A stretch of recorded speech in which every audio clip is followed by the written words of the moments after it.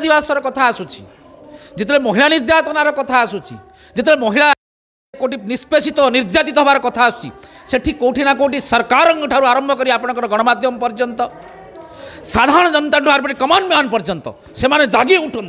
किंतु जिते पुरुष निर्यातना आसे पुरुष दिवसर कथा आसे से कोठी ना कोठी सरकार चेई शोई रही पड़ती गणमाध्यम देखी अणदेखा करे साधारण जनता देखिक अणदेखा करे कोठी ना कोठी आप देखिए जदिओ constitution article 14 says men and women are equal right before the law किंतु वास्तव क्षेत्र में बाड़ी बाइगण और पोथी बाइगण भली गोटे कथा महिला मान गोटे आईन थिला बेले पुरुष मान आउ गोटे आईन व्यवस्था करा जायछि तेणु आज गोटे भारत वर्ष एभली समय आसिक पहुँची जो समय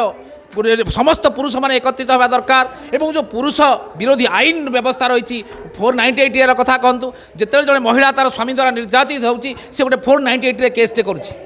जितेबाला स्त्रीटी